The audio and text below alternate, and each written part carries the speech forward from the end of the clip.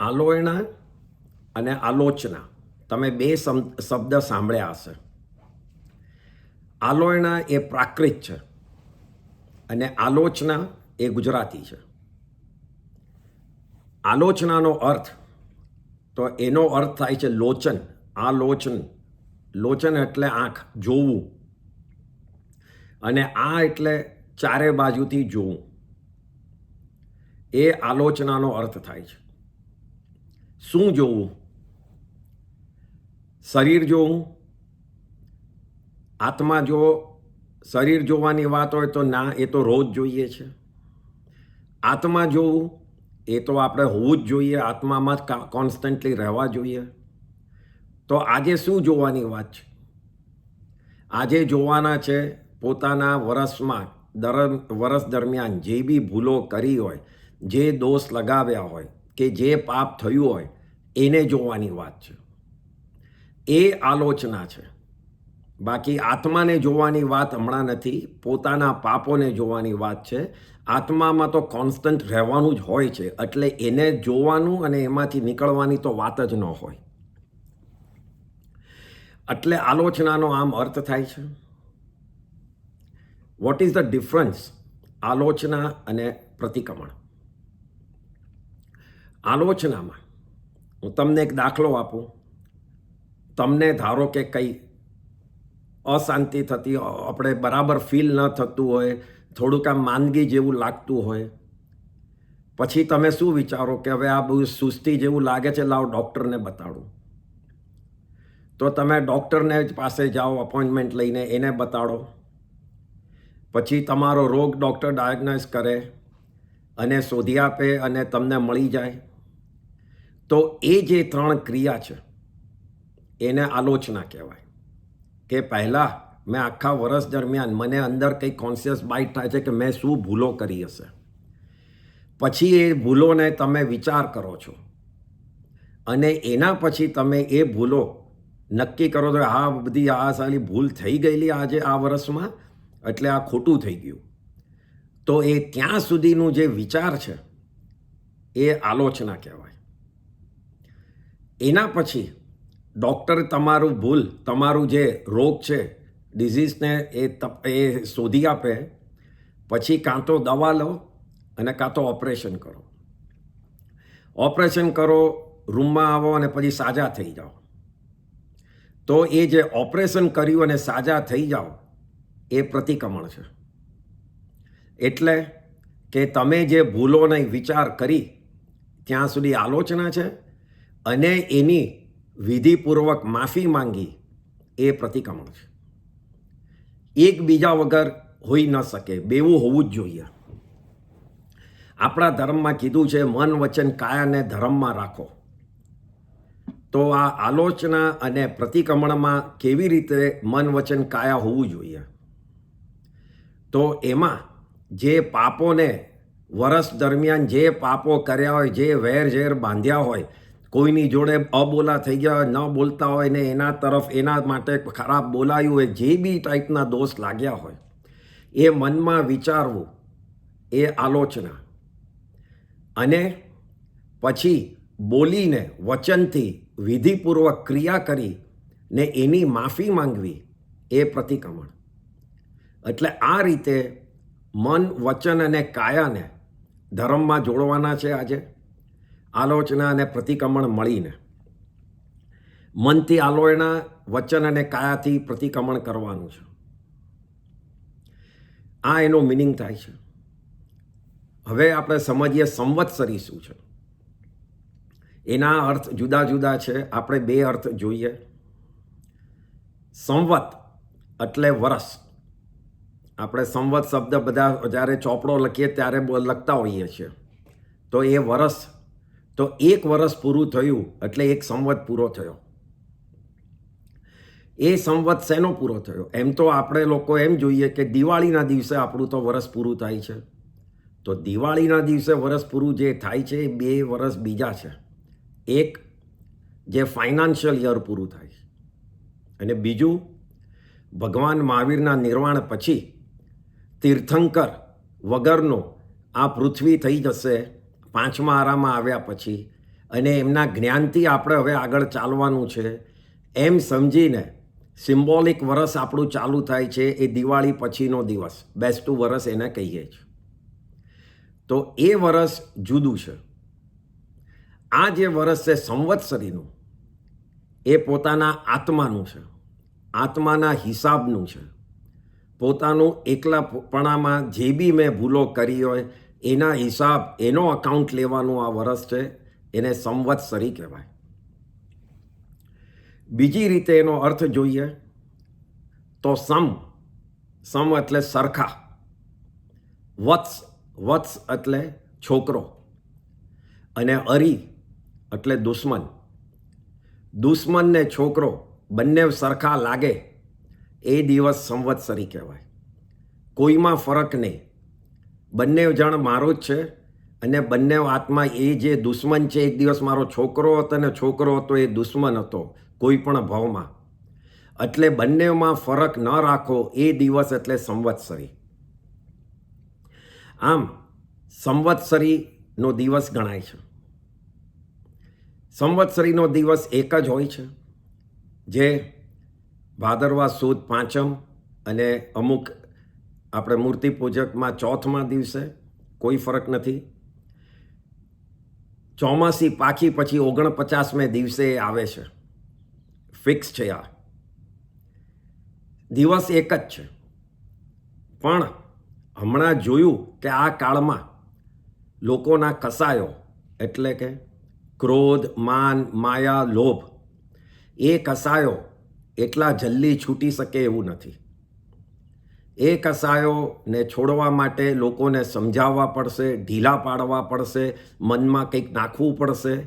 એ સમજીને ધીમે ધીમે એ લોકો વ્યાખ્યાન સાંભળે, ધર્મ કરે, તપ કરે, એટલે થોડું ઢીલા પડે તો સંવત્સરીના દિવસે માફી માંગવાનું વિચાર આવશે કે ચલ મૂક, આ શું મેં માંગ્યું કે હવે બધાને માફી માંગી લઉં, પેલો ઝઘડો કરે છે, આટલું મેં વ્યાખ્યાનમાં સાંભળ્યું છે તો ઝઘડો મૂક, મેં આ ભૂલો કરી છે એની એ માફી માંગી લઉં, કે છુપાવવાની જરૂર નથી. એમ કરીને છેલ્લે દિવસે સાચા હૃદયથી તમે માફી માંગી શકો એના માટે કરી અને આચાર્યોએ આગલા 7 દિવસ ગોઠવ્યા. એમ કરીને પર્યુષણ 8 દિવસનું થયું. દિવસ સંવત્સરીનો એક જ, પણ પર્યુષણ 8 દિવસનું આના હિસાબે થયું છે કે આગલા 7 દિવસમાં આપણા કસાયોને ઢીલા પાડવા માટે. એટલે પર્યુષણ આ રીતનો 8 દિવસ થાય છે. હવે એક બીજી ઇમ્પોર્ટન્ટ વાત, પ્રતિક્રમણ, સંવત્સરી પ્રતિક્રમણ કેમ ઇમ્પોર્ટન્ટ છે? તો કસાયો, બધાને જ કસાયો ખબર છે. 4 કસાય છે: ક્રોધ, માન, માયા, લોભ. એ 4 કસાયો, એના પણ જુદી જુદી સ્ટ્રેન્થ હોય છે. એક સૌથી હાઈ સ્ટ્રેન્થ એટલે બહુ જોર કરતું હોય કસાય, એકદમ જ ક્રૂર રીતે વિચાર કરતા હોય, ક્રોધ, માન, માયા, લોભ જેનામાં ખૂબ જ હોય. એક એની નીચે હોય, એક એના પણ નીચે હોય, અને એક એનાથી પણ નીચે હોય. એમ 4 પ્રકારના ભાગ સ્ટેજમાં પાડી દીધા છે. એટલે 4 સ્ટેપ્સ છે, એમ સમજો 4 માળ છે. એમાં પહેલું માળ એટલે જે ખૂબ જ ક્રૂર રીતે છે. એક મિનિટ, અહીંયા બધા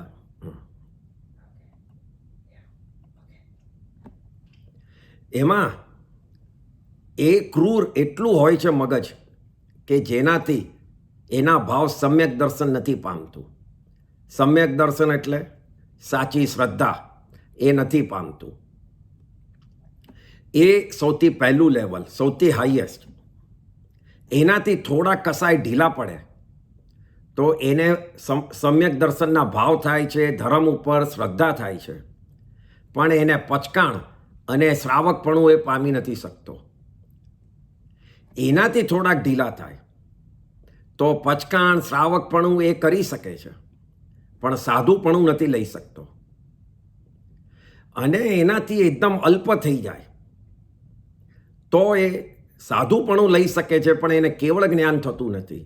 કારણ કે કેવળ જ્ઞાન માટે 0 કસાય જોઈએ, કોઈ પણ કસાય વગર હોવા જોઈએ તો જ કેવળ જ્ઞાન થાય. તો આ કહેવાનું કારણ કેમ છે?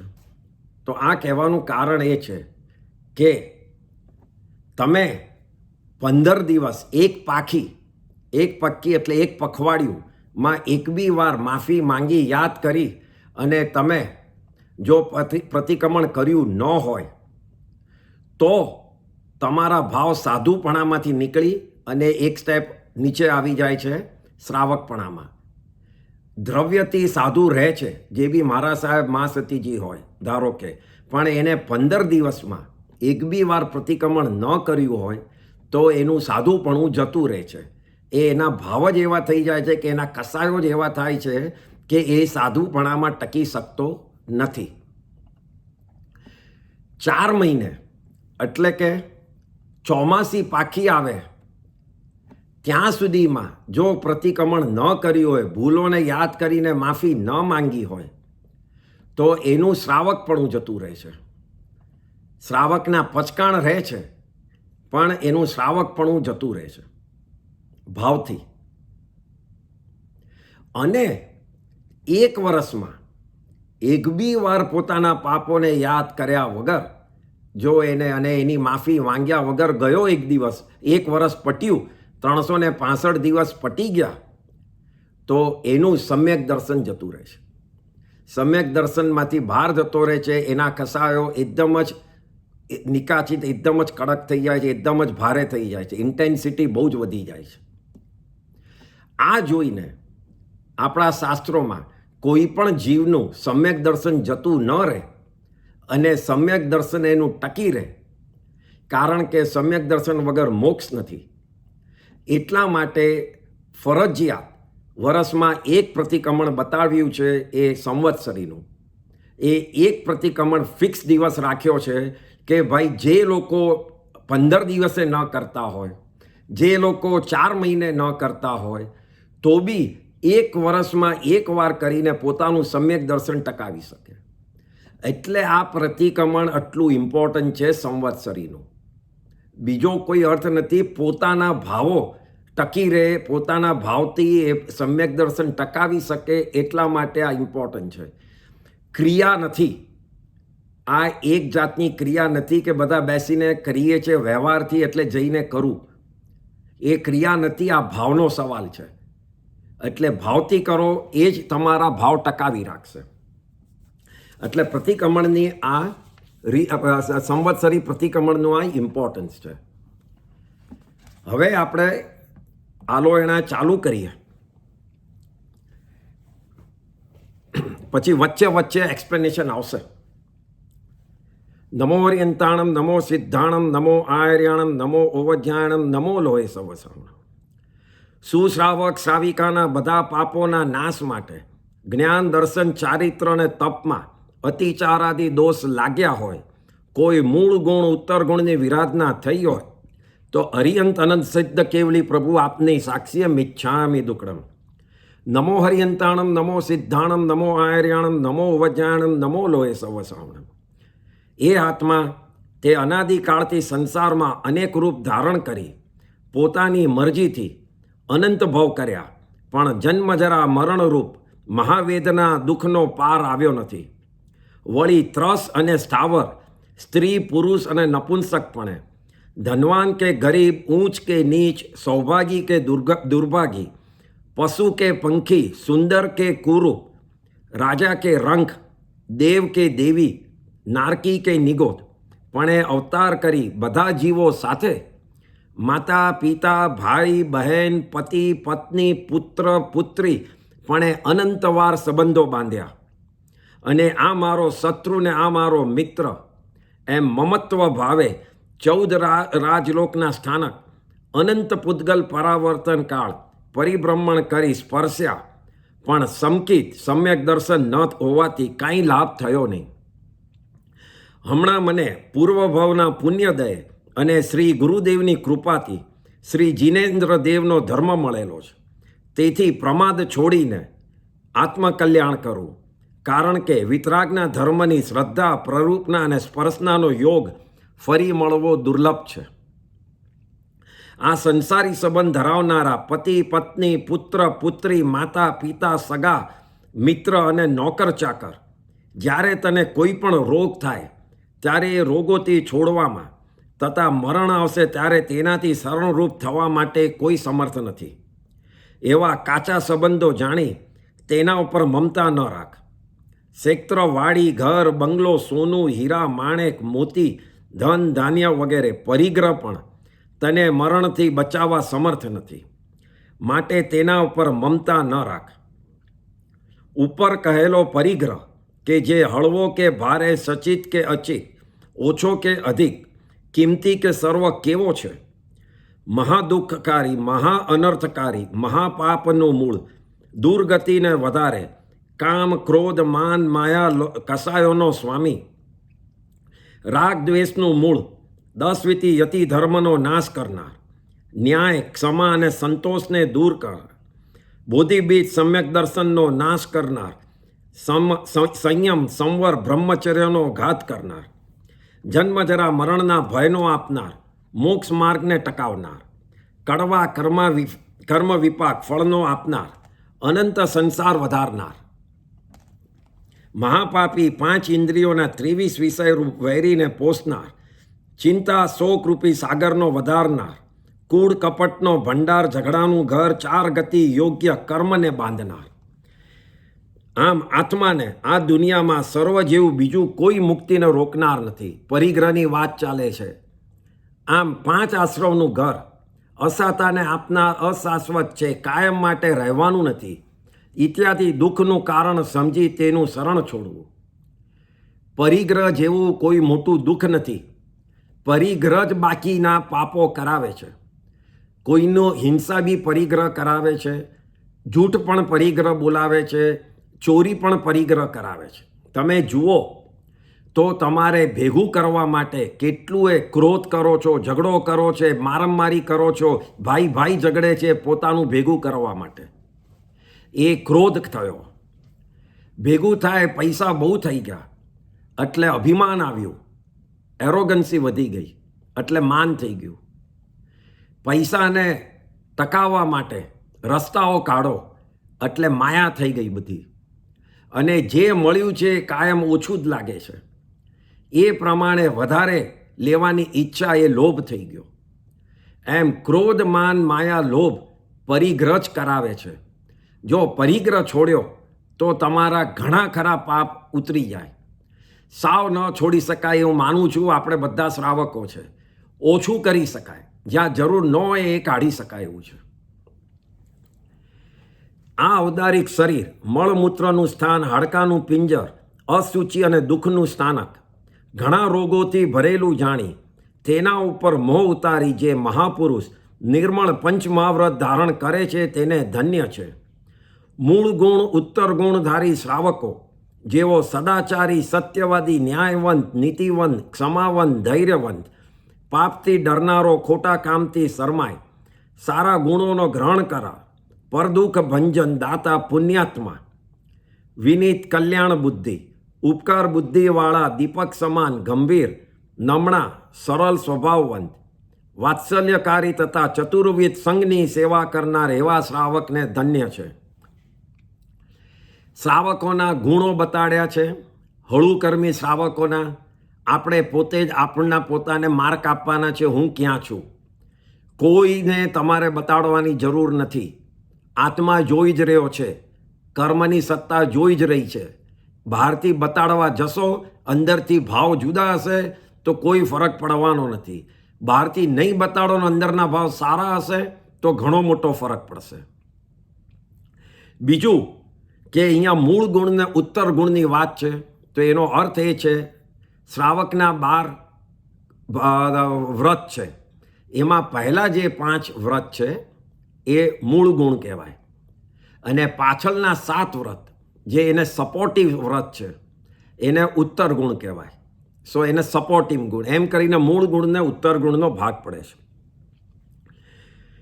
હું અભાગી ઉલટી બુદ્ધિવાળો નીચ અવગુણથી ભરેલો વ્યસની અલ્પ બુદ્ધિવાળો નિર્દય વિષયનો લોભી ગુણનો દ્વેષી, વિશ્વાસઘાતી, સ્વામી દ્રોહી, પાપી, આત્મઘાતી, કલેશી, મમત્વી, જન્મો જન્મ આત્મકાર્ય ભૂલીને હું ખોટા માર્ગે ચાલ્યો.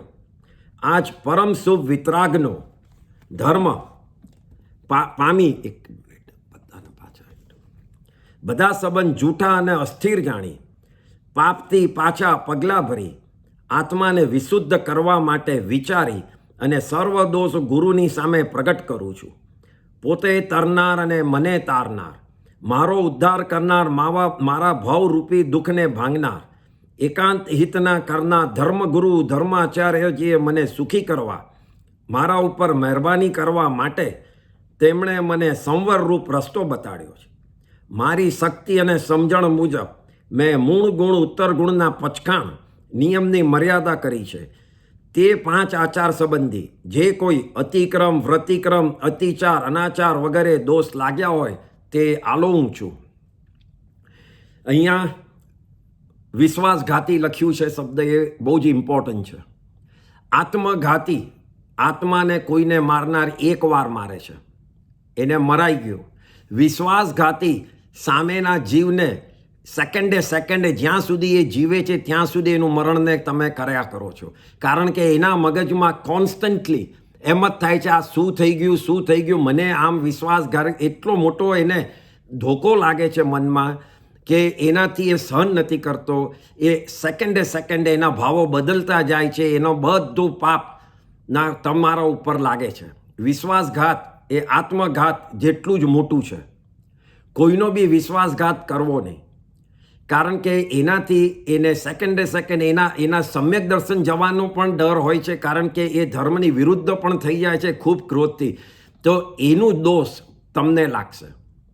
એટલા માટે વિચારીને કોઈનો બી વિશ્વાસનો ઘાત કરજો, કારણ કે એ કરવો જ ન જોઈએ જૈનિઝમ પ્રમાણે. બીજું, અહીંયા ગુરુના, આપણા જૈન ધર્મના ગુરુનો એક પોઈન્ટ કીધો છે, પોતે તરનાર અને મને તારનાર. જૈન ધર્મમાં કોઈ પણ ગુરુ પહેલાં પોતે જ બધું કરતા હોય છે, પછી બીજાને કરાવતા હોય છે. ખાલી લેક્ચર આપીને પોતે ન કરે એ ગુરુ ન કહેવાય. એ ખાલી ટીચર કહેવાય, એ ખાલી નોલેજફુલ માણસ કહેવાય. બાકી ગુરુ એટલે પહેલાં પોતે કરે અને બીજાને કરાવે. અને ત્રીજું, વિચ ઇઝ વેરી ઇમ્પોર્ટન્ટ, અહીંયા આવ્યું છે, એ અતિક્રમ, વ્યતિક્રમ, અતિચાર, અનાચાર. એ 4 શબ્દનો મિનિંગ સમજો. તમારે મગજમાં આવ્યું કે મારે એક પાર્ટી કરવી છે, એટલે તમે બધા તમારા ફેમિલી જોડે બેસી અને નક્કી કર્યું કે અમારે એનિવર્સરીની, આપણે આજે 30 વર્ષની એનિવર્સરી થાય છે, પાર્ટી કરીએ. એમ વિચાર કરી બધાનું કન્સેન્ટ લીધી અને પછી એ પાર્ટી માટે શું જોઈએ એનું લિસ્ટ બનાવ્યું કે આ ડેકોરેટર જોઈએ, આ ખાવાવાળો જોઈએ, કેટરર જોઈએ, આટલા ઇન્વાઇટ્સ જોઈએ, આની પ્રિન્ટ કરવી જોઈએ, કંકોત્રી જેવું ઇન્વિટેશન, એમ કરીને એ બધું લિસ્ટ કર્યું. પછી એ બધી ચીજનો ઓર્ડર આપ્યો, 1 by 1 બોલાવીને, તમે બ્યુટિફુલ ડેકોર કરાવ્યું, આટલા ફ્લાવર આમ જોઈશે, આ જોઈશે, એમ કરીને બધો ઓર્ડર આપ્યો. તમે કેટરરને પણ ઓર્ડર આપી દીધો, આટલા ટાઈપનું ખાવાનું જોઈશે, આટલા જણ આવશે, એમ કરીને. અને પાર્ટીના દિવસે પાર્ટી ઉજવી, બધા આવી ગયા અને ખૂબ જ મજા કરી. તો આ 4 સ્ટેજ થયા. એમાં પહેલું સ્ટેજ એ કે મારે પાર્ટી કરવી છે, એનો વિચાર જે કર્યો એ થયું અતિક્રમ. પછી એ પ્રમાણે તમે બધું લિસ્ટિંગ કરવા બેઠા અને ફેમિલીએ લિસ્ટિંગ કરીને આટલા ઇન્વાઇટ કરવા છે, આવી રીતે ડેકોર, અહીંયા જગા લઈને, એ જે કર્યું એ વ્યતિક્રમ. પછી તમે ઓર્ડરો આપ્યા કે આ રીતે તું ફ્લાવરનું એરેન્જમેન્ટવાળાને, કેટરરને, બધાને ઓર્ડર આપ્યા. તો એ થયું અતિચાર. અને છેલ્લે પાર્ટી ભોગવી અને આરંભ સમારંભ થઈ ગયો અને બહુ જ મજા કરી, એ થયું અનાચાર. જૈન ધર્મ એ ખૂબ જ માફી આપે એવો ધર્મ છે. પહેલી 3 ભૂલો એ માફ કરે છે, અતિક્રમ, વ્યતિક્રમ ને અતિચાર. એ 3 ભૂલ સુધી જો તમે યુટર્ન માર્યું તો તમને ભૂલની માફી મળે છે. પણ એકવાર તમે ભોગવ્યું તો તમારે એ કર્મ બી ભોગવવા પડશે. એ અનાચાર. એટલે જ્યાં સુધી આપણને અતિચાર સુધી છે ત્યાં સુધી દોષની માફી માંગે છે. એટલે જે પ્રતિક્રમણ કરે છે એમાં 99 અતિચાર જ આવે છે. દરેક વ્રતના 5 અતિચારમાંથી કોઈ અતિચાર લાગ્યો હોય એ જ રીતે બોલીએ છીએ.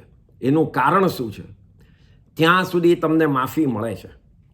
એકવાર ભોગવ્યું એટલે અનાચાર થઈ ગયું, નિકાચિત કર્મ બંધાઈ ગયા, એટલે એના માટે કર્મ ભોગવવામાં આવશે જ. કોઈનું દબાવી દેવું હોય, એવા ભાવ હોય, મારી પાસે પડ્યું છે, એની પાસે આટલું પડ્યું છે, કેવી રીતે હું દબાવું, ત્યાં સુધીના વિચારો ભાવો તમારા હોય. પછી એને બોલાવો કે હવે હું એને ઉલ્લુ બનાવી અને એને આમ કહું અને એને ફૂટાડી દઉં. ત્યાં સુધી એ અતિચાર આવ્યો. એ પછી એની હાલત જોઈને તમારા ભાવ બદલાયા અને તમે દબાવવાને બદલે એને હિસાબ કરીને આપી દીધું, તો તમે અનાચારથી બચી ગયા. એટલે શું થયું? તમે અતિચાર સુધીમાં યુટર્ન મારી દીધો. એટલે અનાચારથી બચવા માટે ભાવ ભલે બગડ્યા હોય પણ યુટર્ન મારવાની જગ્યા જૈન ધર્મે આપી છે. ભાવ કોન્સ્ટન્ટ નથી રહેતા, એ આપણા તીર્થંકર સમજે છે. એમને એટલા જ માટે કીધું છે ભાવ બદલાય, અનાચાર થાય એ પહેલાં બદલી કાઢો અને યુટર્ન મારી દો. એટલે અતિચારનું આપણે પ્રાયશ્ચિત થાય છે અને પ્રતિક્રમણમાં બોલીએ છીએ. હવે આચાર, કારણ કે હવે 4 પ્રકારના આચાર આવે છે. એમાં પહેલું જ્ઞાનાચાર. આચાર એટલે વર્તન, ડિસિપ્લિન. પહેલું જ્ઞાન માટે શું ડિસિપ્લિન રાખવું, તો એ આવે છે જ્ઞાનાચાર. સૂત્ર જ્ઞાનાધિકના વિશે જમ વાઇંદમ અતિચાર લાગ્યા હોય તે આલો હું છું. આગળ પાછળ સૂત્ર ભણવાથી, ઉપયોગ વગર સૂત્ર ભણવાથી, ઓછો અક્ષર ભણવાથી, અધિક અક્ષર ભણવાથી, પદ ઓછું ભણવાથી, વિનય વગર ભણવાથી, મન વચનને કાયાથી બરાબર ન ભણવાથી, શુદ્ધ ઉચ્ચાર ન કરવાથી, અવિનીતને સૂત્ર ભણાવવાથી, આળસથી ભણવાથી, 4 અકાળે સૂત્રનો સ્વાધ્યાય કરવાથી, 4 કાળે સૂત્રનો સ્વાધ્યાય ન કરવાથી, અસુચિ પાસે સ્વાધ્યાય કરવાથી, લાઈક બાથરૂમ કે એની પાસે રહીને, સ્વાધ્યાય કરવા યોગ્ય જગ્યાએ સ્વાધ્યાય ન કરવાથી, આ 14 અતિચારમાંથી જે કોઈ અતિચાર સેવ્યાવ્યા હોય અને સેવતા પ્રત્યે અનુમોદના કરી હોય તો અરિયંત અનંત સિદ્ધ કેવલી પ્રભુ આપની સાક્ષીએ મિચ્છામિ દુક્કડમ. અહીંયા શું કહે છે? આપણા માટે ઇમ્પોર્ટન્ટ અહીંયા એ લેવાનું છે કે આપણે રોજ, કારણ કે આપણે ઓરિજિનલ સ્ક્રિપ્ટનું શાસ્ત્ર વાંચતા નથી હોતા, એટલે કાળે સજ્જાય ને ન કાળે સજ્જાય એનો સવાલ આવતો નથી, કારણ કે કોઈ વાંચતું નથી. પણ આપણા માટે જ્ઞાનના કર્મો, જ્ઞાનાવર્ણીય કર્મો ન લાગે તો એમાં ખાસ કે ચોપડી નીચે રાખી, જમીન પર રાખી અને એવી રીતે રહેવા દેવી નહીં. અક્ષર એ જ્ઞાન છે, કોઈ પણ અક્ષર. જૈન ધર્મની ચોપડી એકલાની વાત નથી, કોઈ પણ અક્ષર એ જ્ઞાન બતાડ્યું છે. ચોપડી ટેબલ ઉપર પડી હોય તો એના પર પોતાના 2 પગ મૂકી અને બેસવું એ જ્ઞાનાવર્ણીય કર્મ બંધ છે. બેસવું જોઈએ તો ચોપડીને સાઈડમાં લઈને પછી પગ ચડાવીને બેસો, પણ ચોપડી પડી હોય ત્યાં નહીં. ત્રીજું ઇમ્પોર્ટન્ટ, બાથરૂમમાં ચોપડી ન લઈ જવાય, એ જ્ઞાનનો અસાધના થાય છે. ચોથું, આપણા માટે એરપોર્ટ ઉપર આપણે ચાલતા હોય તો નીચે કેટલીય સાઇન આવે છે, તો ધ્યાનથી એને ઓળંગીને કાં તો એનીથી આજુબાજુ ફરીને જવાનું રાખો. જ્ઞાનના અક્ષર ઉપર પગ રાખીને ચાલશો તો એમાં પણ અસાધના છે. પાંચમું, ઇન્ડિયામાં ભેળ ખાવા માટે કોઈ પણ જતા હોય તો પેપરમાં ભેળ આપતા હોય છે, ન્યૂઝપેપરમાં, એ પણ જ્ઞાનની અસાધના છે. અક્ષર છે એમાં આવી રીતે ખરાબ રીતે ખાઈ અને ન્યૂઝપેપરને ફેંકી દેવું એ જ્ઞાનની અસાધના છે. આ રીતે આપણા માટે આજના ટાઈમમાં આ બધી અસાધનાઓ આપણે વધારે કરતા હોઈએ છીએ, એટલે એનું ખાસ ધ્યાન રાખવું. જ્ઞાનવંત પુરુષના અવર્ણવાદ બોલ્યા હોય, તેઓ સાથે ખોટા વિવાદ કર્યા હોય, ઝઘડા કર્યા હોય, દ્વેષ રાખ્યા હોય, ખોટા વાંક કાઢ્યા હોય, તેઓના ઉપકાર ભૂલ્યા હોય, ભણતા અંતરાય પાડી હોય, જ્ઞાનાવર્ણીય કર્મ બંધાય એવા આચરણ કર્યા હોય અને પોતાની જીદ, કદાગ્ર, ઉદ્ધતપણે, અસમજણપદે, ધૃષ્ટ બુદ્ધિએ કોઈ સિદ્ધાંત વચન ન માન્યું હોય અથવા તો વિપરીત માન્યું હોય, મસ્કરી, અવિનય, અસાતા, અભક્તિ થઈ હોય, મન વચનને કાયાય કરી જાણપણે દ્રવ્ય ક્ષેત્ર કાળ ભાવથી દેશથી કે સર્વથી વિરાધના કરી હોય, દિવસ સંબંધી અપરાધ કર્યો હોય, કરાવ્યો હોય અને કર્તાનું અનુમોદન કર્યું હોય, તો સર્વ હરિયંત અનંત સિદ્ધ કેવલી પ્રભુ આપની સાક્ષીએ મિચ્છામિ દુક્કડમ. આમ જ્ઞાનના આચાર થયા. હવે દર્શનનો ડિસિપ્લિન, દર્શનના આચાર. દર્શન એટલે સમ્યક દર્શન, સાચી શ્રદ્ધા. સંકિતના વિશે શંકાદી અતિચાર લાગ્યા હોય તે આલોહું છું. શ્રી જીન વતનની વાતો ઉપર મેં શંકા કરી હોય, અન્ય ધર્મની ઈચ્છા કરી હોય, ધર્મની ફળ કરણીના ફળમાં શંકા રાખી હોય, મિથ્યાત્વ મતની પ્રશંસા કરી હોય, મિથ્યાત્વનો પરિચય કર્યો હોય, આમ આ 5 અતિચારમાંથી જે પણ અતિચાર લાગ્યા હોય તો અરિયંત અનંત સિદ્ધ કેવલી પ્રભુ આપની સાક્ષીએ મિચ્છામિ દુક્કડમ. ધર્મ નિમિત્તે આરંભ સમારંભ કર્યો હોય, ઉલટી શ્રદ્ધા રાખી હોય, અન્ય ધર્મના માટે દીવા હવન હોમ વ્રત કર્યા હોય, માન્યા હોય ઇત્યાદિ જે કોઈ લૌકિક મિથ્યાત્વ સેવ્યું હોય તથા આ લોકના સુખ માટે દેવ ગુરુ ધર્મની માનતા કરી હોય, આ લોકના સુખ માટે આઠમ પાકીના ઉપવાસ કર્યા હોય, સંસારના દુઃખ જતા રહે તે માટે તપ કર્યું હોય, એના માટે તીર્થંકરો માટે દીવો દિવેટ માન્યા હોય, ઉત્તર થતાં મૂળ ગુણમાં દોષ લગાડવાનો પરિચય કર્યો હોય, અસંયમનો ઉપદેશ આપ્યો હોય વગેરે કોઈ લૌકિક તથા લોકોત્તર મિથ્યાત્વ લાગ્યું હોય તથા સાધુને કુસાધુ જાણ્યા હોય, કુસાધુને સાધુ જાણ્યા હોય ઇત્યાદિ 25 પ્રકારના મિથ્યાત્વમાંથી કોઈ પણ મિથ્યાત્વ લાગ્યું હોય, અનંતાનુબંધી ક્રોધ માન માયા લોભથી સમકિત જાય એવું આચરણ કર્યું હોય, સમકિતી જીવની નિંદા કરી હોય, સમકિતવન તથા ધર્મી જીવ ઉપર ઈર્ષા કરી હોય વગેરે સમકિતના વિશે દોષ સેવ્યા હોય, સેવરાવ્યા હોય કાં તો સેવતા પ્રત્યે અનુમોદન કર્યું હોય, દેશથી કે સર્વથી વિરાધના કરી હોય, દિવસ સંબંધી રાત્રિ સંબંધી અપરાધ કર્યા હોય, કરાવ્યા હોય અને કર્તાને અનુમોદન કર્યું હોય, તો સર્વ હરિયંત અનંત સિદ્ધ કેવલી પ્રભુ આપની સાક્ષીએ મિચ્છામિ દુક્કડમ. સમ્યક દર્શન સાચવવા માટે આપણે મૂળ એ જ જોવાનું, હું કંઈ પણ ધર્મ કરું, કંઈ પણ તપ કરું, ખાલી આત્મને શુદ્ધિ કરવા, કર્મની નિર્જરા માટે, બીજા કોઈ કારણ માટે નહીં. મને આ ભાવમાં મને સારું થાય ને આવતા ભાવમાં સારું મળે એ ભાવથી નહીં કરવાનું. ખાલી કર્મની કરણી માટે કર્મને ક્ષય કરવા જ કરવાનું. બાકી જે મળવાનું છે બધું ઓટોમેટિકલી થઈ જશે. એટ અમુક સ્ટેજ ઉપર માણસ જ્યારે પહોંચે છે ત્યારે તો બતાડ્યું છે શાસ્ત્રમાં કે મોક્ષની પણ ઈચ્છા નહીં રાખવાની, કારણ કે મોક્ષ ઓટોમેશન છે. કર્મ નિર્જરાની જ ઈચ્છા રાખવાની. કર્મ નિર્જરા થઈ ગયું તો મોક્ષ પામી ગયા. હવે ચારિત્રનો આચાર એટલે ચારિત્રનું ડિસિપ્લિન.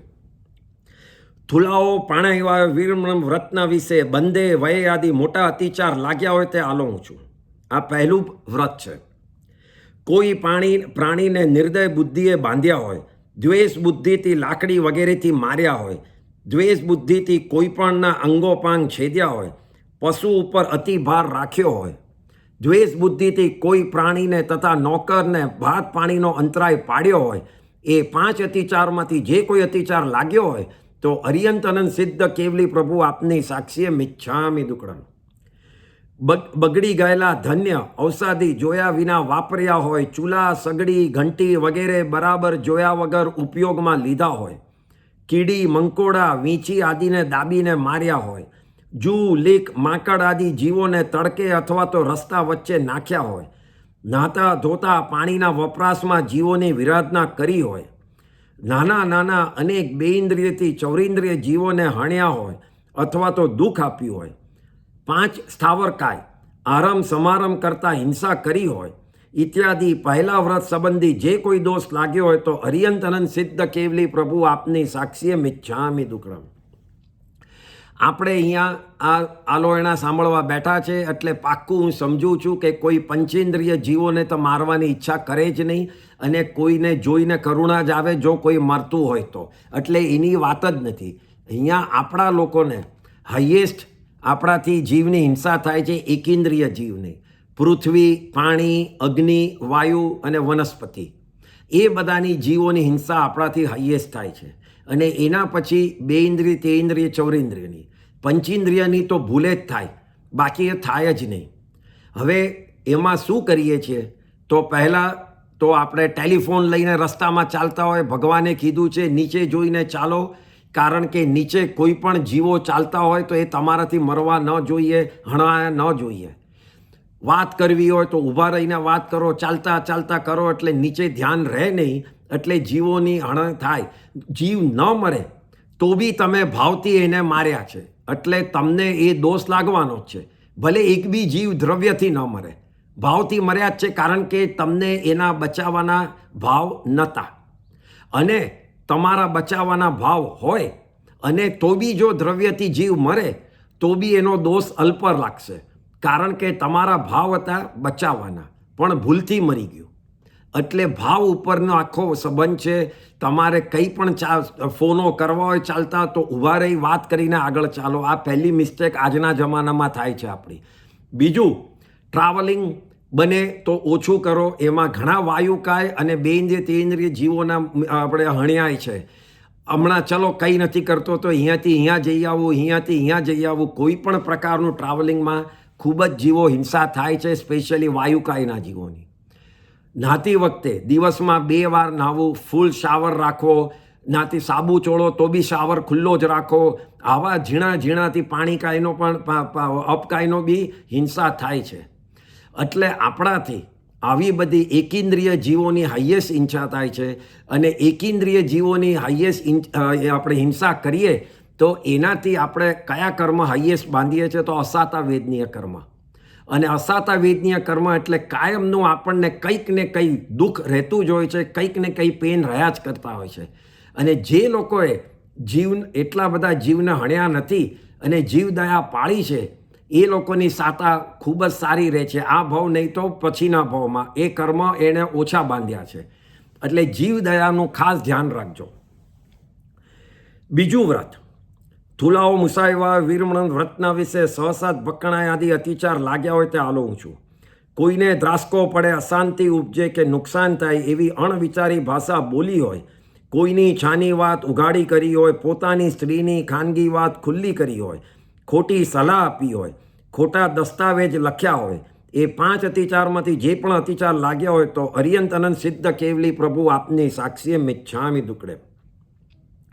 કન્યા સંબંધી, ગાય આદિ પશુ સંબંધી, જમીન સંબંધી તથા લોભ લાલચ, ક્રોધ, હાસ્ય, ભય, માને માયાએ કરી જૂઠું બોલ્યો હો, પારકી થાપણ સંબંધી જૂઠું બોલ્યું હોય, મોટી જૂઠીમાં સાક્ષી પૂરી હોય, પરની નિંદા તથા ચાડી ચુગલી કરી હોય, ખોટું આળ ચડાવ્યું હોય, ખટોર અને કર્કશ ભાષા બોલી હોય, પરને દુઃખ આપ્યું હોય ઇત્યાદિ બીજા વ્રત સંબંધી જે કોઈ દોષ લાગ્યો હોય તો અર્યંત અનંત સિદ્ધ કેવલી પ્રભુ આપની સાક્ષીએ મિચ્છામિ દુક્કડમ. અહીંયા જૂઠને 2 ભાગ પાડો. એક વ્યવહારવાળું જૂઠ અને એક ખૂબ જ દોષવાળું જૂઠ. જૂઠનો ભાગ તો હોય જ નહીં, જૂઠ એટલે જૂઠ. પણ આપણે શ્રાવકોના માટે સમજાવવા માટે 2 ભાગ હું પાડું છું. જેમાં કોઈને કંઈ તમે હાનિ નથી પહોંચાડતા, કોઈનું કંઈ ખરાબ નથી વિચારતા, કોઈને કંઈ પ્રોબ્લેમ નથી કરાવતા, એને વ્યવહારનું જૂઠ કહેવાય. દાખલા તરીકે તમે કોઈના ઘરે ગયા અને ત્યાં એણે તમને ચા અને નાસ્તાનું પૂછ્યું. હવે તમારે કંઈ ખાવું નહોતું એટલે તમે એને સીધું ખરાબ ન લાગે, ના ન પાડી શક્યા એટલે તમે કહું હમણાં જ લઈને આવ્યો. તમે એકચ્યુઅલી લઈને ગયા નહોતા, પણ તમારે ના નથી પાડવી, એને ખરાબ નહોતું લગાડવું એટલે તમે કહી દીધું કે હું હમણાં જ લઈને આવ્યો. તો એ જૂઠ જ થયું, પણ એ વ્યવહારિક થયું, જે આપણે શ્રાવકોને અવારનવાર બોલતા હોઈએ છીએ, કારણ કે કોઈને ખરાબ નથી લગાડવું. એટલે એવા જૂઠ વ્યવહાર જૂઠ છે. એ જૂઠ એમ નથી કહેતો કે ચાલે, એક બી જૂઠ ન ચાલે, પણ આપણાથી વ્યવહારથી એ બોલાઈ જાય છે. એવા બધા નાના જૂઠ જેમાં સામેવાળાને કોઈ નુકસાન નથી. પણ એવા જૂઠ હોય છે જે જેલેસીથી ભરેલા હોય, કે જે કોઈની વાત, કોઈની છોકરીની વાત અહીંયાથી અહીંયા, કોઈના ધંધાની વાત અહીંયાથી અહીંયા કરી અને એનું બગાડવાની ઈચ્છાથી, એ બધા બહુ જ મોટા દોષવાળા જૂઠ છે. અને એ જૂઠથી ખૂબ જ ભારે કર્મ બંધાય છે. એટલે શ્રાવકોએ એવા પ્રકારના જૂઠ તો છોડી જ દેવા જોઈએ. વ્યવહારિક જૂઠ હજી પણ છોડવું જોઈએ, પણ જ્યાં જ્યાં છૂટે તો ત્યાં તમે કહી દો કે ભાઈ હમણાં મને ઈચ્છા નથી ખાવાની, એ બરાબર છે. કોઈક વખત મોડા પહોંચ્યા હોય અને આપણે કહી દઈએ કે બહુ ટ્રાફિક હતો, કોઈ ટ્રાફિક નહોતો, આપણે ઘરેથી જ મોડા નીકળેલા, પણ આપણાથી એ જૂઠ બોલાઈ જાય છે. એટલે આ બધા વ્યવહારિક જૂઠ છે, એટલે એનું ધ્યાન રાખવાની ટ્રાય કરજો. થુલાવો અદિનના દાણા વીર મણન વ્રતના વિશે તેના આડે આદિ અતિચાર લાગ્યા હોય તે આલોઉં છું. ચોરીનો માલ જાણી જોઈને લીધો હોય, ચોરને મદદ કરી હોય, રાજ્ય વિરુદ્ધ કામ એટલે કે દાણ ચોરી વગેરે કરી હોય, ખોટા તોલ માપ રાખ્યા હોય, દેખાડેલી વસ્તુ નહીં આપતા બીજી વસ્તુ આપી હોય, આ 5 અતિચારમાંથી કોઈ પણ અતિચાર લાગ્યો હોય તો અર્યંત અનંત સિદ્ધ કેવલી પ્રભુ આપની સાક્ષીએ મિચ્છામિ દુક્કડમ. કોઈને ઘેર ચોરી કરી, તાળું તોડી કોઈનો માલ લીધો, વસ્તુના માલિકની ખબર હોય તો પણ તેને તેની ચીજ પાછી ન આપી અને પોતે જ રાખી લીધી હોય, કોઈએ મૂડી જમા કરાવી હોય અને તે પોતે ખાઈ લીધી હોય, અનીતિથી પારકી ચીજ લઈ લીધી હોય, શેઠને ત્યાં નોકરી કરતા ત્યાંની જ ચોરી કરી હોય, વ્યાજે આપી અને જરૂર કરતાં વધારે પૈસા લીધા હોય, ભૂલથી વધારે આવેલી ચીજ પોતે જ રાખી લીધી હોય, પારકી વસ્તુ પોતાની કરીને રાખી લીધી હોય ઇત્યાદિ ત્રીજા વત સંબંધી જે કોઈ દોષ લાગ્યા હોય તો અર્યંત અનંત સિદ્ધ પ્રભુ આપની સાક્ષીએ મિચ્છામિ દુક્કડમ. અહીંયા ખાસ જોજો, પોતાના ફેમિલીનું ટેન્શન કરી અને એ લોકોને આગળના ભવોમાં, આગળના પોતાના લાઈફમાં બધું બરાબર મળી રહે એના માટે કોઈ પણ અનીતિ કરશો તમે તો એના કર્મ તમે લઈ જશો. ફેમિલી માંગતું નથી એમ વિચારજો, પણ કર્મ તમે બાંધો છો. અને બીજી ચીજ વિચારજો કે છોકરાઓ કે એના બી ગ્રેન્ડ ચિલ્ડ્રન દરેક જણ પોતપોતાના કર્મ બાંધીને આવ્યું છે, એટલે તમારે દરેકના કર્મ ગોઠવવાની વિચારથી હું બધું જ એનું ગોઠવી આપું ને એના માટે હું બધું ભેગું વધારે કરું અને એના માટે ચોરી પણ કરું, એના પાપો તમે લઈને જશો. એટલે આમાં જ મેઇનલી જોવાનું છે કે હું ખોટી રીતે કોઈનું પણ દબાવી અને મારી પરિગ્રહ, મારા પૈસા વધારું નહીં. થુલાઓ મેવણા વીરમણ વ્રતના વિશે ઇતરીય પરિગ્રહ ગમણે આદિ અતિચાર લાગ્યા હોય તે આલોઉં છું. લગ્ન થયું છે પણ ઉંમર નાની છે એવા સ્ત્રી કે પુરુષથી ગમન કર્યું હોય, સગાઈ થઈ પણ લગ્ન થયું નથી એવા સ્ત્રી કે પુરુષથી ગમન કર્યું હોય, જુદા જુદા અંગો વિશે ક્રીડા વગેરે કરી હોય, પોતાને ન લાગતા લોકોની સગાઈ કરાવી હોય, કામ ભોગ ઉપર તીવ્ર અભિલાષા રાખી હોય, આ 5 અતિચારમાંથી જે કોઈ અતિચાર લાગ્યા હોય તો અર્યંત અનંત સિદ્ધ કેવલી પ્રભુ આપની સાક્ષીએ મિચ્છામિ દુક્કડમ. બળાત્કારે વિરાધના કરી હોય, વિષય વચનો અને ગુપ્ત અંગો દેખાડી પરને મોહ ઉપજાવ્યો હોય, રૂપવંત સ્ત્રી પુરુષ, માતા પિતા, પુત્ર પુત્રી, ભાઈ બહેન, ગુરુ ગોરાણી વગેરે ઉપર કામનાની ઈચ્છા રાખી હોય, માવો, હેરોઇન, ડ્રગ્સ આદિ કેફી વસ્તુ ખાઈ વિષય વિકાર વધાર્યા હોય, પિક્ચર, બુકો, સ્ત્રીઓ, ચિત્રો જોઈ કામની ચેષ્ટા કરી હોય, તિર્યંચો જોડે કામ ચેષ્ટા ઈચ્છા રાખી હોય અને તેઓને મૈથુન કરતા જોઈ પોતે પણ એવી કરવાની ઈચ્છા કરી હોય, ધર્મ તહેવારની તિથિના નિયમનો ભંગ કર્યો હોય, સ્વપ્નમાં પણ શિયળ ભંગ થયો હોય ઇત્યાદિ ચોથા વ્રત સંબંધી જે કોઈ દોષ લાગ્યો હોય તો અર્યંત અનંત સિદ્ધ કેવલી પ્રભુ આપની સાક્ષીએ મિચ્છામિ દુક્કડમ. 5મું વ્રત થુલાઓ પરિગ્ગાહો વીરમણન પરિગ્રહનું વ્રત.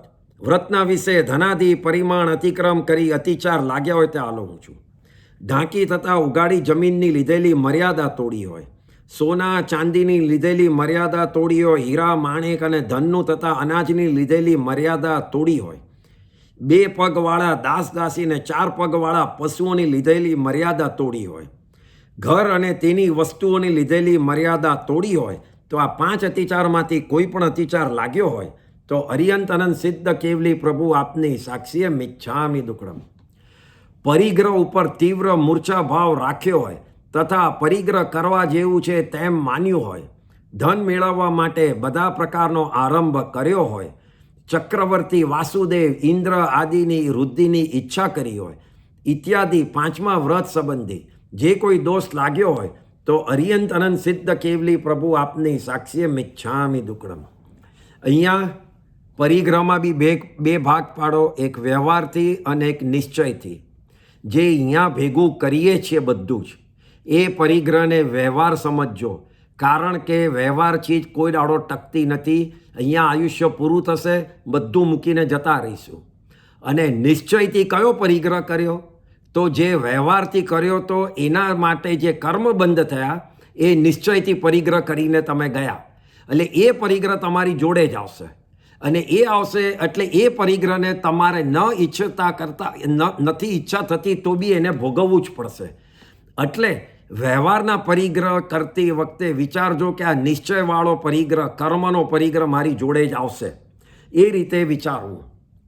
આમાં એક ચીજ એ વિચારજો કે જેને બધું મળી ગયું છે એ સુખી છે કે જેને કંઈ જોઈતું નથી એ સુખી છે? બેમાં વધારે સુખી કોણ છે? કારણ કે જેને બધું મળ્યું છે એની કોઈ દાડો ઈચ્છા એન્ડ થવાની જ નથી. એટલે જેને કંઈ જોઈતું જ નથી એના જેવો કોઈ સુખી માણસ જ નથી. અને ત્રીજી વાત, પરિગ્રહ એટલે ભેગું કરવું એ એકલું પરિગ્રહ નથી. એક આઈટમ બી હોય પણ એના ઉપર મૂર્છા, એના ઉપર એટલું બધું એટેચમેન્ટ હોય એને પરિગ્રહ કહેવાય છે. કોઈને પુણ્યના ઉદયથી 1000 સાડીઓ કે 10 કેટલાય કરોડો રૂપિયા મળ્યા હોય પણ એના ઉપર એને એટલું એટેચમેન્ટ ન હોય તો એ ઓછો પરિગ્રહવાળો કહેવાય. પણ જેને થોડુંક જ મળ્યું હોય પણ એટલું બધું એના પર એટેચમેન્ટ રાખતો હોય તો એનો પરિગ્રહ ભારે કહેવાય. એટલે જે બી મળ્યું હોય એ તમારે એના પર એટેચમેન્ટ ઓછું કરવાનો વિચારજો. મળવાનું તો પુણ્ય ઉદયે મળે છે પણ એટેચમેન્ટ રાખવું કે નહીં એ તમારા ઉપર છે. એટલે એનો વિચાર કરજો. છઠ્ઠું વ્રત, દિશા પરિમાણ વ્રતના વિશે દિશાની મર્યાદા તોડી અતિચાર લગાવ્યા હોય તે આલોઉં છું. ઉર્ધ્વ દિશાનું પરિણામ ઉલ્લંઘ્યું છે, અધો દિશાનું પરિણામ ઉલ્લંઘ્યું છે, તિરછી દિશાનું પરિણામ ઉલ્લંઘ્યું છે, ચારેય દિશાનું પરિણામ ભેગું કરી એક દિશામાં વાપર્યું. રસ્તે જતાં મર્યાદાનો સંદેહ પડવા છતાં મર્યાદા ઉલ્લંઘી હોય. આ 5 અતિચારમાંથી જે પણ કોઈ અતિચાર લાગ્યો હોય તો અર્યંત અનંત સિદ્ધ કેવલી પ્રભુ આપની સાક્ષીએ મિચ્છામિ દુક્કડમ. મર્યાદાની બહાર કાગળ વગેરે મોકલી હિંસાથી આશ્રવ સેવરાવ્યા હોય, મન વચન અને કાયના યોગ મર્યાદા બહાર ફેલાવ્યા હોય ઇત્યાદિ છઠ્ઠા વ્રતને વિશે જે કોઈ દોષ લાગ્યો હોય તો અર્યંત અનંત સિદ્ધ કેવલી પ્રભુ આપની સાક્ષીએ મિચ્છામિ દુક્કડમ.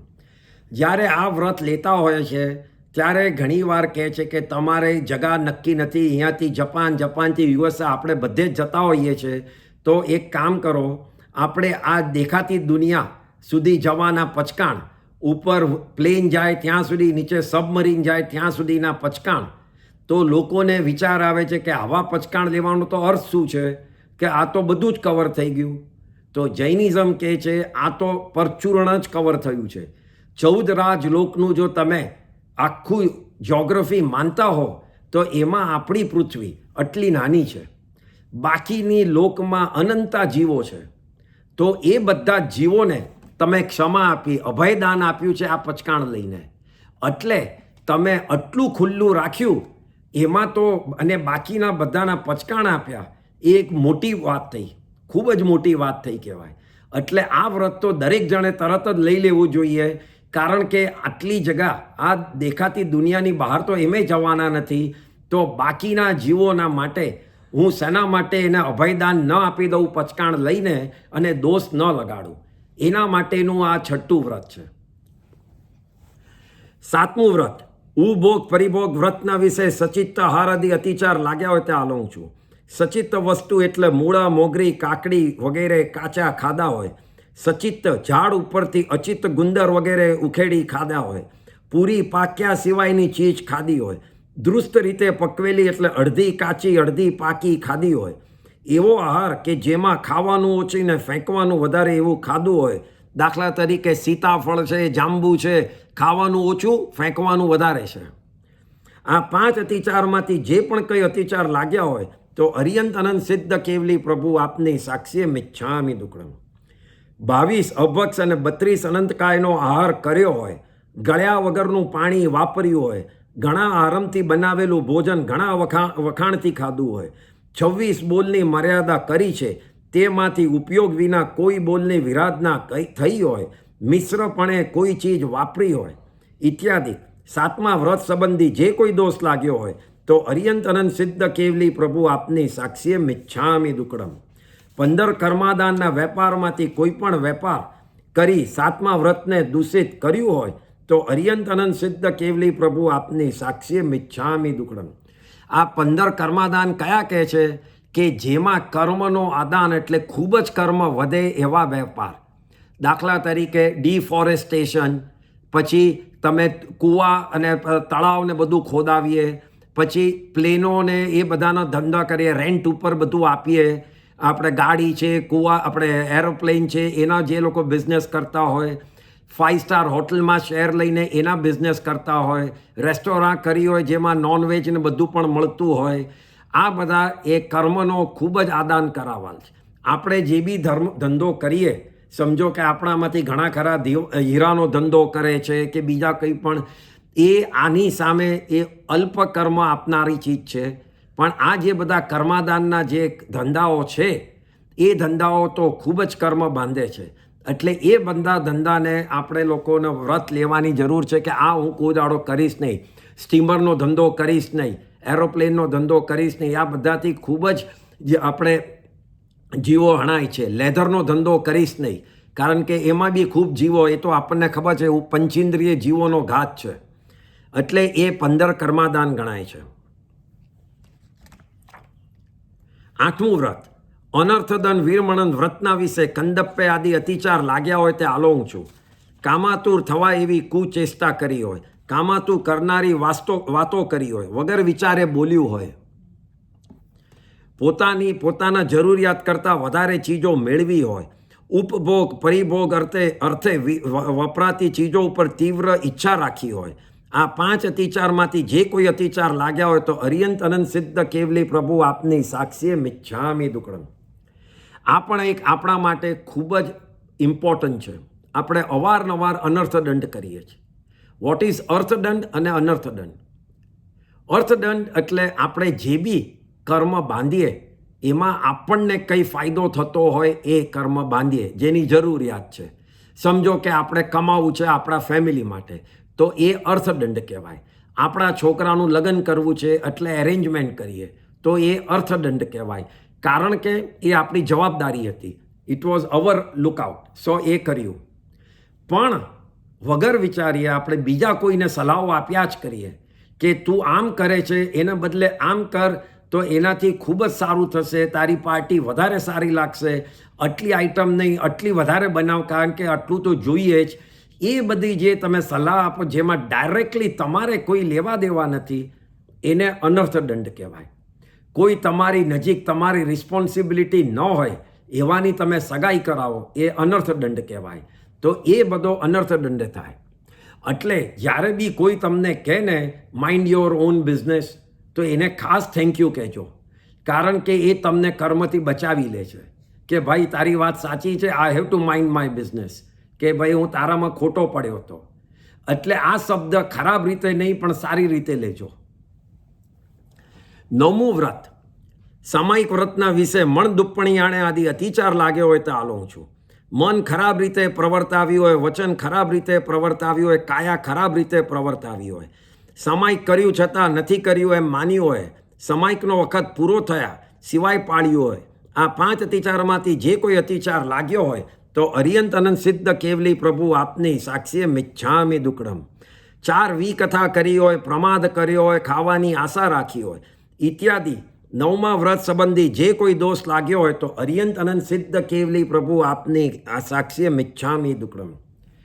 92 કરોડ વર્ષના કર્મો બળી જાય છે એક સમાયિક કરવાથી.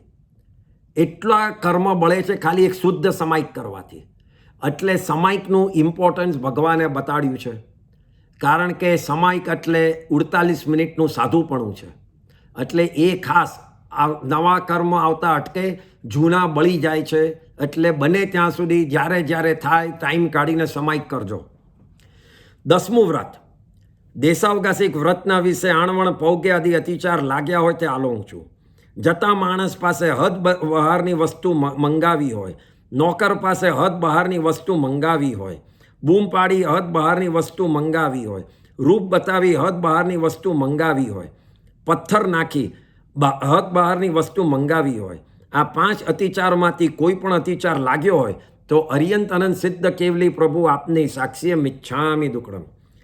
પ્રમાદ એટલે આળસ કર્યો હોય, વ્રત પૂરું પાળ્યું ન હોય, લેવા ખાવાની આશા રાખી હોય ઇત્યાદિ 10મા વ્રત સંબંધી જે કોઈ દોષ લાગ્યો હોય તો અર્યંત અનંત સિદ્ધ કેવલી પ્રભુ આપની સાક્ષીએ મિચ્છામિ દુક્કડમ. વોટ ઇઝ 10મું વ્રત? આ સાધુપણાની પ્રેક્ટિસ છે. આમાં સવારથી તમારે અપાસરે કે એવી રીતે તમારે બેસવાનું, ત્યાં વ્રત લઈ લે અને 24 કલાક માટે આ વ્રત હોય. એ 24 કલાકમાં 11 સમાયિક મિનિમમ કરવા પડે 2 પ્રતિક્રમણ જોડે, અને એમાં ખાવા પીવાની છૂટ હોય એટલે સમાયિક પાળીને તમારે ખાવા લઈ શકો, કાં તો કશે ગોચરી લેવા જવું હોય તો એ પણ લઈ આવીને ખાઈ શકો.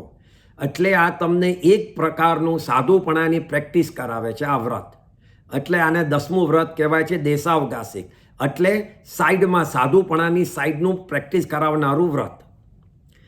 11મું વ્રત પૌષદ અથવા પૌષદોવાસ વ્રતના વિશે સૈયા સંથારાદિના સંબંધમાં અતિચાર લાગ્યા હોય તે આલોઉં છું. સૈયા સંથારાનું પ્રતિલેખન કર્યું ન હોય અથવા જેમ તેમ રીતે કર્યું હોય, સૈયાને સંથારો પૂંજ્યો ન હોય અથવા જેમ તેમ રીતે પૂંજ્યો હોય, બાથરૂમ કરવાની જગ્યાનું પ્રતિલેખન કર્યું ન હોય અથવા જેમ તેમ કર્યું હોય, બાથરૂમ પરઠવાની જગ્યા પૂંજી ન હોય અથવા તો જેમ તેમ પૂંજી હોય, પૌષદ વ્રત સારી રીતે પાળ્યું ન હોય, આ 5 અતિચારમાંથી જે કોઈ અતિચાર લાગ્યો હોય તો અર્યંત અનંત સિદ્ધ કેવલી પ્રભુ આપની સાક્ષીએ મિચ્છામિ દુક્કડમ. વોટ ઇઝ પૌષદ વ્રત? પૌષદ વ્રત ઇઝ એક દિવસનું સાધુપણું, પાક્કું સાધુપણું. તમે સવારના અપાશ્રય કે સ્થાનકમાં જઈ અને પૌષદના પ્રચકાણ લઈ લો. એક દિવસ 24 કલાક 2 રીતે પચકાણ 2 રીતે થાય છે. એક તિવિયારથી થાય છે એટલે પાણીની છૂટ, અને કાં તો ચોવિયારથી થાય છે. એના સિવાય આખા દિવસ દરમિયાન તમે સાધુપણું જ છે. એમાં સમાયિક પાળવાનું અને પાછું સમાયિક લેવાની વાત આવતી જ નથી. 24 કલાક માટે સાધુપણું સમાયિક જ રહે છે. ખાલી એમાં પાણીની છૂટ રહે છે, એના સિવાય કોઈ પણ છૂટ રહેતી નથી. તો આ તમને સાધુપણાની પ્રેક્ટિસ કરાવે છે અને સાધુપણું જ આપે છે. 12મું અતિથિ સમવિભાગ વ્રતના વિશે સચિત્ત નિખેવણે આદિ અતિચાર લાગ્યા હોય તે આલોઉં છું. અચિત વસ્તુમાં ભળેલી સચિત વસ્તુ વહોરાવી હોય, સચિત વસ્તુએ ઢાંકેલ અચિત વસ્તુ વહોરાવી હોય, બગડી ગયેલી વાસી વસ્તુ વહોરાવી હોય, પોતે વહોરાવવા યોગ્ય છતાં બીજાને વહોરાવવા કહ્યું હોય, વહોરાવ્યા પછી અહંકાર કર્યો હોય, આ 5 અતિચારમાંથી કોઈ પણ અતિચાર લાગ્યો હોય તો અર્યંત અનંત સિદ્ધ કેવલી પ્રભુ આપની સાક્ષીએ મિચ્છામિ દુક્કડમ.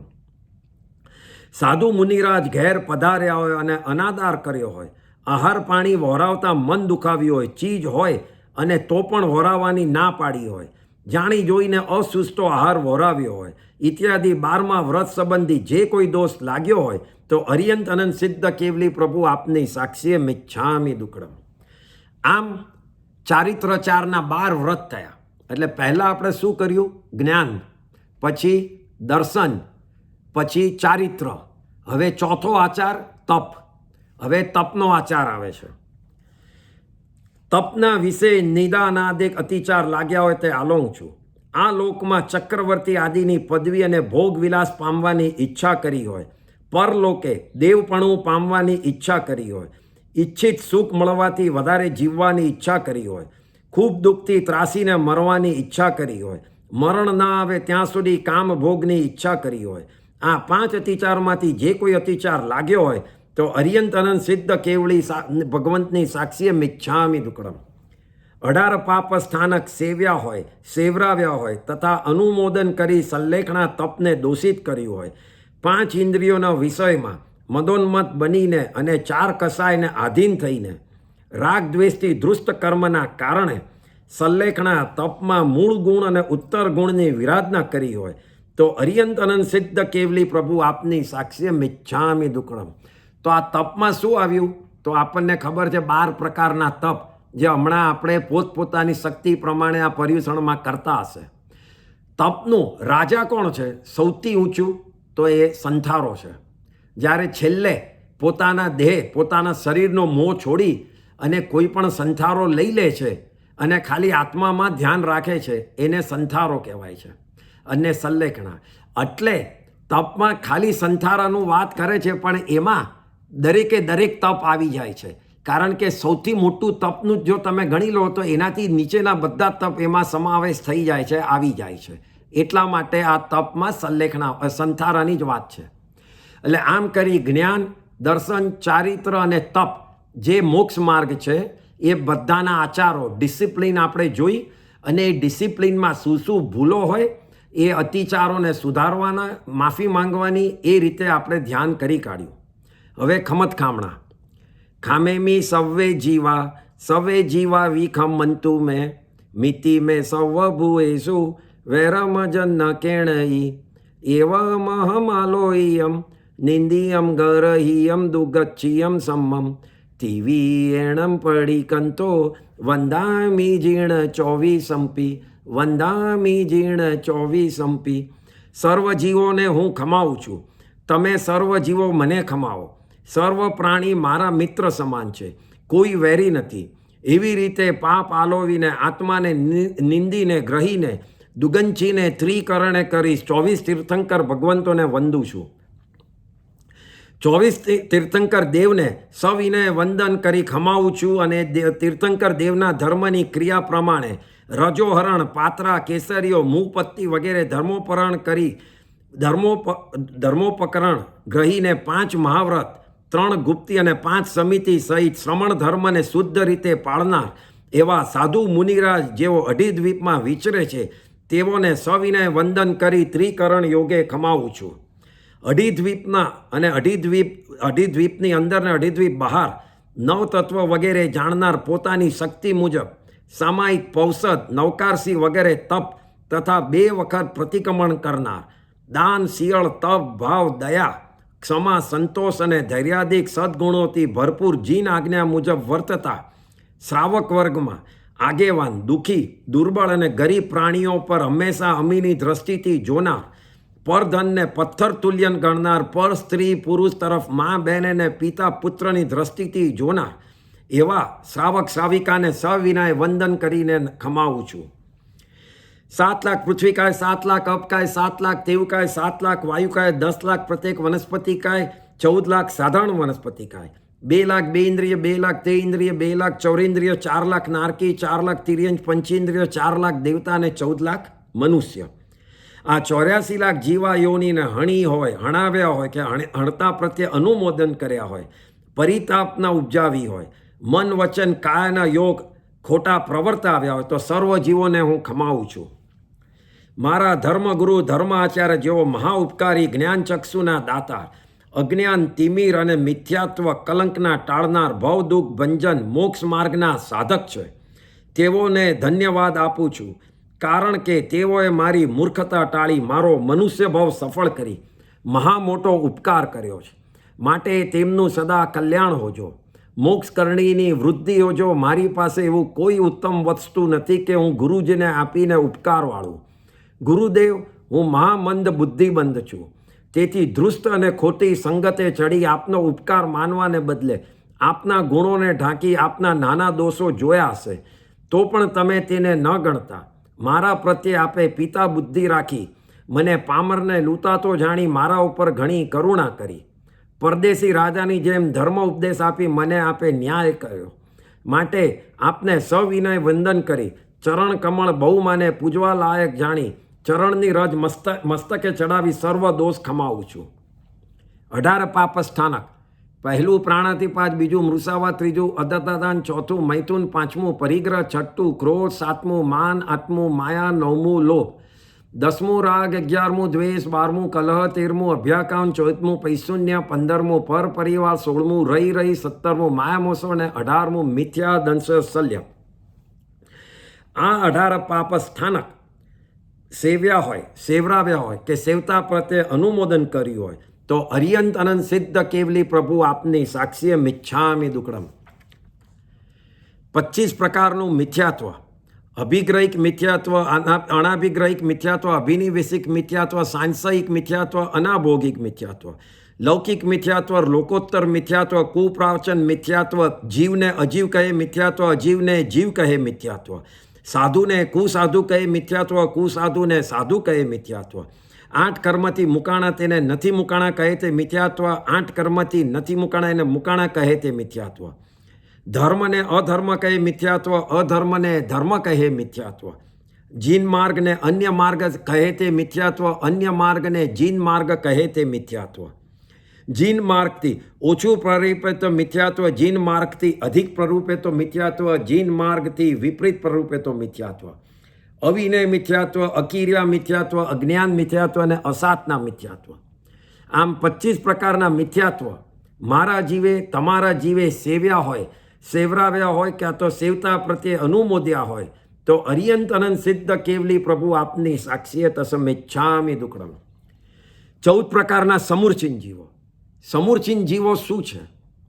સમૂર્છિન જીવો છે એ આપણા જેવા પંચેન્દ્રિય મનુષ્ય છે, આપણા જેવા આકારવાળા છે, પણ એ લોકો પૂરું પોતાની એનર્જી ઊભી નથી કરી શકતા. એની જ પહેલાં એ લોકોનું આયુષ્ય પૂરું થાય છે અને કોન્સ્ટન્ટલી બીજા આયુષ્યમાં જતા હોય છે.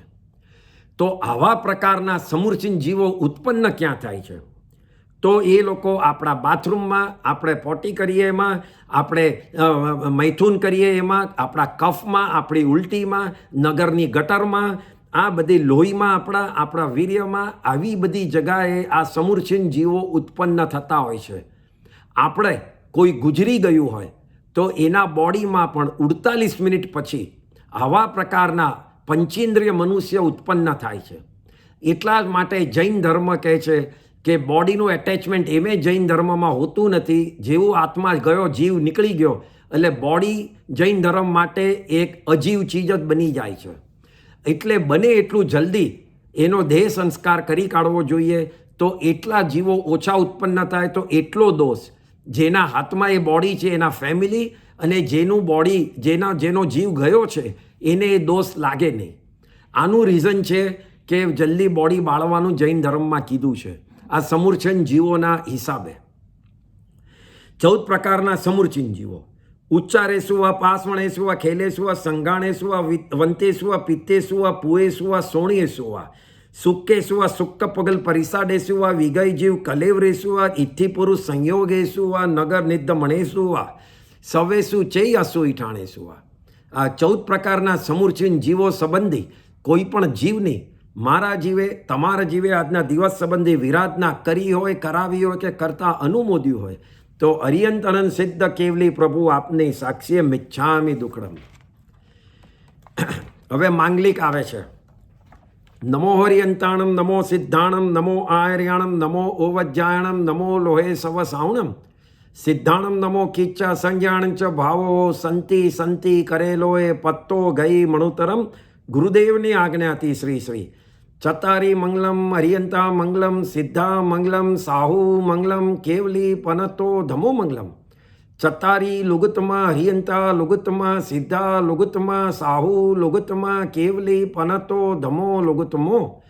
ચતારી શરણમ પવજ્જામી હરિયંતે શરણમ પવજ્જામી સિદ્ધે શરણમ પવજ્જામી સાહુ શરણમ પવજ્જામી કેવલી પનતો ધમ્મો શરણમ પવજ્જામી. 4 માંગલિક 4 ઉત્તમ 4 શરણ કરે જે ભવસાગરમાં ન બુડે તે સકળ કર્મનો આણે અંત મોક્ષણા સુખ લયે અનંત ભાવ ભરીને જે ગુણ ગાય તે જીવ તરીને મુક્તે જાય. સંસારમાંય શરણાચાર અવર્ણ શરણ ન કોઈ જે નર નારી આદરે ને અક્ષય અવિચર પદ હોય. અંગુષ્ઠે અમૃત વસે લબ્ધિ તણા ભંડાર ગુરુ ગૌતમને સમરીએ મન વાંચિત ફળદાતાર. ભાવે ભાવન ભાવીએ ભાવે દીજીએ દાન ભાવે ધર્મ આરાધીએ ભાવે કેવળ જ્ઞાન ભાવે પદ નિર્વાણ. બોલો શ્રી મહાવીર સ્વામી ભગવાન કી જય. અહિંસા પ્રધાન જૈન ધર્મ કી જય. અહીં આલોયણા પૂરી થાય છે. મારી એક જ રિક્વેસ્ટ છે, પ્રતિક્રમણ કરતાં પહેલાં હમણાં હજી સમય છે, દરેક જણા એક કાગળ પર પોતાના આખા વર્ષની ખાલી 5 ભૂલો લખી કાઢે કે કઈ કઈ તમને લાગે છે મોટી કે નાની, અને એ કાગળ લઈને જ પ્રતિક્રમણમાં બેસે અને 99 અતિચારનો કૌશગ આવે ત્યારે પોતાની એ ભૂલો યાદ કરે અને એની માફી માંગે. બાકી 99 અતિચારો ઘણા જણ નહીં સમજી શકે, પણ પોતાની ભૂલો તો સમજી શકશે જ. એક એ રિક્વેસ્ટ. અને બીજી રિક્વેસ્ટ, કોઈની બી જોડે તમે ઘણા વખતથી સંબંધ બગાડ્યો હોય, પગ ઉઠતો ન હોય, એની માફી માંગવા અને લેવાની, તો બને તો એક જણની જોડે એવો સંબંધ વેરઝેર નીકળી શકે અને આજના દિવસે એની માફી માંગે. ભલે પછી આપણે એમ વિચારીએ કે ભાઈ તું તારા ઘરે, હું મારા ઘરે, આપણે હવે જાણે કે કોઈ ઓળખતા નથી એ રીતે સંબંધ રાખીએ, પણ વેરઝેર વગર. એટલે ભલે તમે બોલો નહીં, પણ મગજમાં એના તરફ રાગ, દ્વેષ અને વેર ન હોય. જો એવી રીતે તમારો પગ ઉઠતો હોય તો આજના દિવસે તમે એક મિચ્છામી દુક્કડમ એવું કરજો. આ બે ચીજની રિક્વેસ્ટ છે, જેનાથી થાય એ કરજો. તો હવે આપણે આ એક મિનિટ, હું બધાને ખાલી તો બધાને સંવત્સરી પ્રતિક્રમણની મિચ્છામી દુક્કડમ અને મિચ્છામી દુક્કડમ, અને બધા સારી રીતે પ્રતિક્રમણ થાય. બસ. તો હા, હવે બધાને ખાલી પેલા પચકાણ પડાવી દઉં. હા. નમો ઓરિયંતાણમ, નમો સિદ્ધાણમ, નમો આયર્યાણમ, નમો વજ્ઞાણમ, નમો લોહે સવ સાવણમ. દ્રવ્ય થકી 5 આશ્રવ સેવાના પચકાણ ક્ષેત્ર થકી આ તમે જે રૂમમાં બેઠા હતા એના સિવાય, કાળ થકી એક નવકાર મંત્ર ગળીને ન પાડું ત્યાં સુધી ભાવ થકી ઉપયોગ સહિતના પચકાણ લીધા હતા એ પૂરા થાય છે. પારું છું. સમ્મમ કાયણમ ન ફાસિયમ ન પાલિયમ ન તિરિયમ ન કિટિયમ ન સોયમ ન હરાયમ અણા અણુ પાલિયમ ન ભવઈ તસ મિચ્છામી દુક્કડમ. મિચ્છામી દુક્કડમ. જય જિનેન્દ્ર.